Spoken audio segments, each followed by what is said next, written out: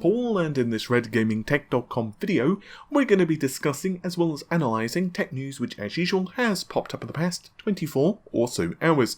I hope you're all having an amazing day. I'm not on camera for today's video because I got back from a contract a little later than what I anticipated, and by a little I mean a lot, and I'm also in the process of working on some photography for a couple of other videos, and things are just a bit chaotic at the moment with a case and just things are in the middle of being built and photos being taken, so audio only.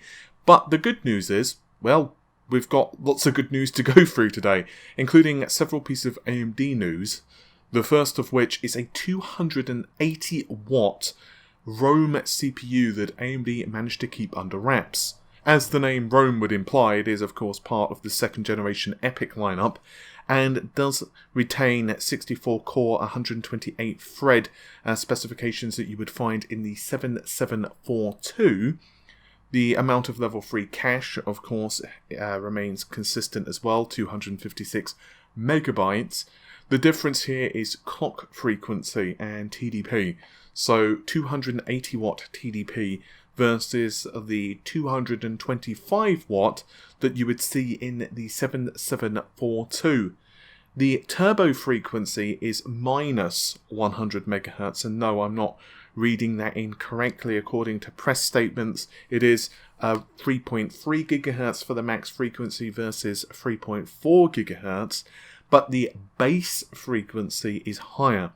It's plus 350 megahertz, so it's running at 2.6 versus 2.25 of the 7742. So the 7H12 definitely will be gobbling up a lot more energies. In fact, as a result of this, AMD are specifically marketing this towards users, and by users I mean, of course, server providers, who will be able to liquid cool this thing. This is not something you're going to be able to run with, just a standard air cooler. They are highly recommending that you go with liquid, and according to AnandTech, who have an article on this, I'll link them, of course, in the description of this very video, this is not a chip which is necessarily designed for a specific partner, so it's not, for example, just for Dell or Hewlett-Packard or whomever. But while any OEM can purchase it, AMD are stating that, well, yeah, the problem is it's still for users who will be able to liquid cool it, and therefore, for example, in some fields such as finance, they suggest that you would go with a more traditional Rome CPU, so the 7742. So I'm pretty impressed that they managed to sneak this under our noses. It's definitely been one of the CPUs that they've managed to hide, but darn, this thing is going to be super duper quick.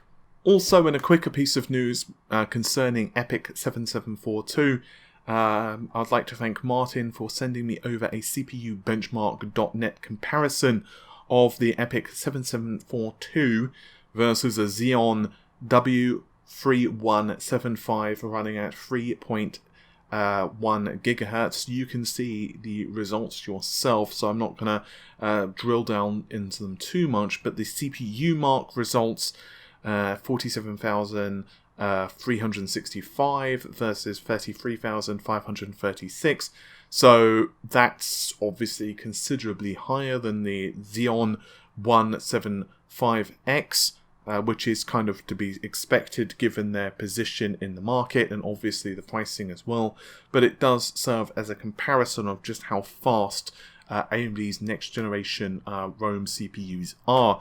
And just a quick nudge, if you did miss yesterday's video, AMD also provided some details on what they think the performance targets of Milan are going to be, and yeah, they are exceptionally impressive as well. I'll try to remember to link them in the description of this video, or you can go ahead and just check out yesterday's video. But next up is a bunch of Threadripper free stuff. Yes, the next generation Threadripper processors are still being worked on, and unfortunately they've not been released yet, but we do have some results thanks to Geekbench of the AMD Sharktooth platform. For those who have missed a lot of the Threadripper news, I'm going to give you a quick reminder. There are said to be 2 platforms in the next generation Threadripper lineup. The first of which is basically identical to what we already have, albeit with faster clock frequencies and obviously based on the Zen 2 architecture, PCIe 4, blah blah blah. However, there is also a Pro version which is designed around the workstation market, and that is said to have better I/O. It's said to have 8 memory channels versus 4 memory channels, potentially more I/O also in terms of like the number of PCIe lanes, and there's also a very good chance that it will have additional cores. So it's possible that the current sharktooth CPU that we have is only 32 cores, 64 threads. That will be the highest end SKU, whatever the end clock frequency it ends up being, for the standard, if you want to call anything to do with Threadripper standard, which I'm not sure you can. But basically the standard version of Threadripper would go up to 32 cores, and the workstation variant would potentially go up to 64 cores, although I've heard mixed things about that, but from a very good source of mine, that's what they've said they believe's happening, but obviously we can only wait and see. Anyway, getting back to the news itself, there are 2 new Geekbench results, the first of which is for Geekbench 4, and the second is for Geekbench 5. Of course, Geekbench 5 is the latest benchmark in the Geekbench lineup, and this result actually came up yesterday. So the single core score is 1275, and the multi-core score of the Geekbench 5 result is 23,015. Can't forget the 15.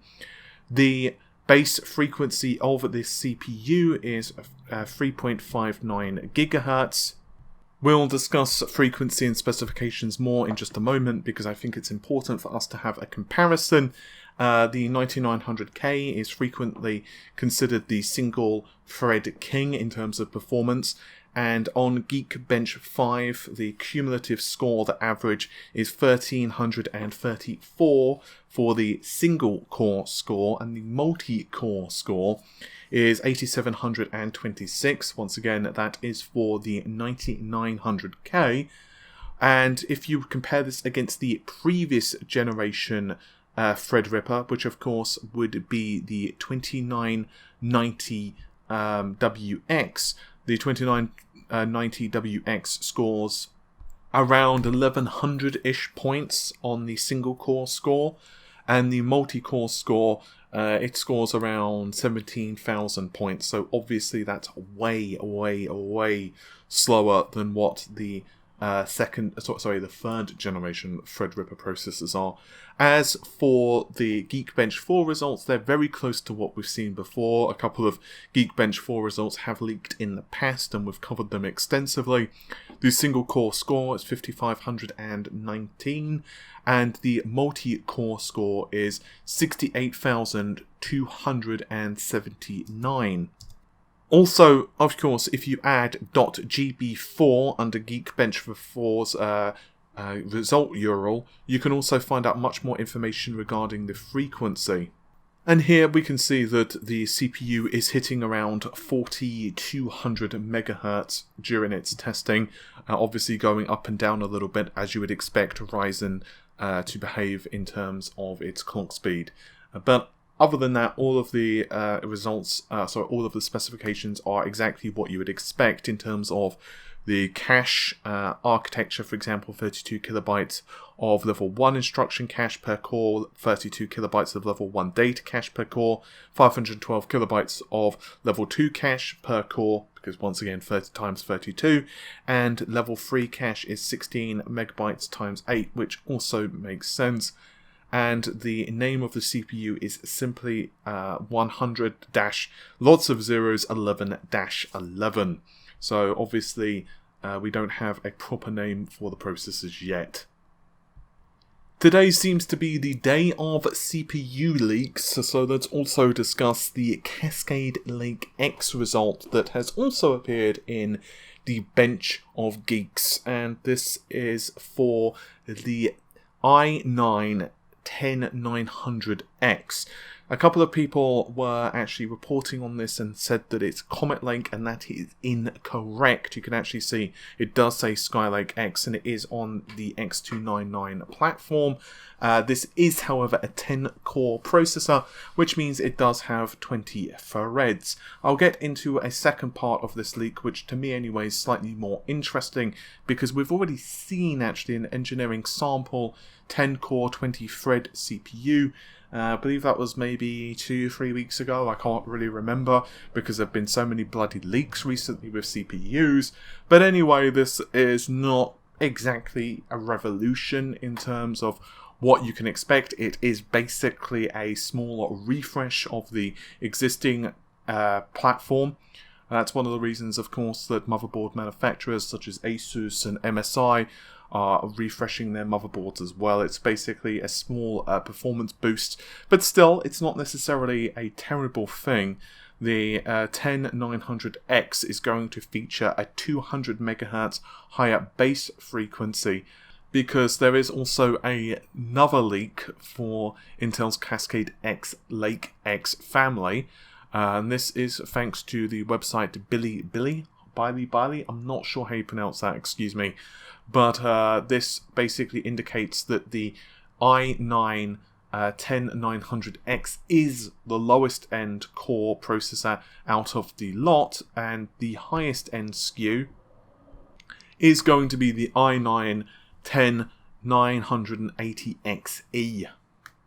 And in the final piece of news for today, let's discuss the GTX 1650 Ti. And this, of course, is going to be the card which is going to slot in between the 1650 vanilla as well as the GTX 1660. This information comes to us from IT Home, which is a Chinese website. I'll, of course, remember to link them in the description of this very video. So the GTX 1650 Ti is supposedly going to be launching the end of next month. So as of the time I'm recording this, that would mean that it would launch in some point late October. These prices are a bit puzzling because the GTX 1650 costs $150 whereas the 1660 costs $220. Obviously, that's for the cheaper, no frills variants of those cards. You can certainly pay a little bit more if you want to get one of the fancy custom cooled ones. So essentially, you are going to be paying only $5 more to get the 1650 Ti, which leads to a couple of possibilities. The first possibility is that this information is inaccurate, at least when it comes to the pricing. The second possibility is that we will see Nvidia cut the price of the GTX 1650, so they may choose to sell it for, let's say, $140, $130 or what have you. That's just guesswork for me. Obviously, Nvidia are aware that the lower-end RDNA-based GPUs, but let's call them the RX 5600 series, are going to launch fairly soon, so they obviously want to beat AMD to the punch, or at the very least have as many pricing tiers covered as humanly possible. The only thing that's not known is, well, the specifications. You may have noticed, unlike normal, where I start out with the specifications and then go into the rest of the details, I have no idea what the specs are of this. We can say that the 1650 has 896 CUDA cores, and the 1660 has 1408 CUDA cores, which means that the 1650 Ti has a bit of wiggle room. So it could have, let's say, 1024 CUDA cores up to, well, I guess technically it could have up to 1408, but realistically the highest number is going to be about 1280. It's also then what is the core. So the TU-117 is the core that's found in the 1650, but the 1660 uses the TU116, so which of those cores, who the heck knows? And obviously both of those GPUs have different memory configurations as well. The 1660 has 6GB of memory and 192-bit bus, whereas the 1650 has 4GB of memory and 128-bit memory bus. Another possibility, and this is just a guess, we could see the potential of, if those prices are accurate, Nvidia basically nuking the 1650, scrapping it, they're removing it, and much like we've seen with the RTX 20 Super series, where we saw, let's say, the 2070 Super and 2080 Super replace the vanilla cards, maybe that's what they're planning with the 1650 Ti. They're just going to basically replace the 1650. I personally don't think that's going to happen. I personally think that they're going to keep the 1650, but sell it at potentially a lower cost, or the 1650 Ti is going to cost maybe about $170, $180 US instead. But I think that's just about it for this particular video. Hopefully you've enjoyed it. If you did, then the normal stuff. Like, share, comment and subscribe, because it helps us out a huge amount. I'd like to thank you very much for watching, and take care of yourselves. Bye for now.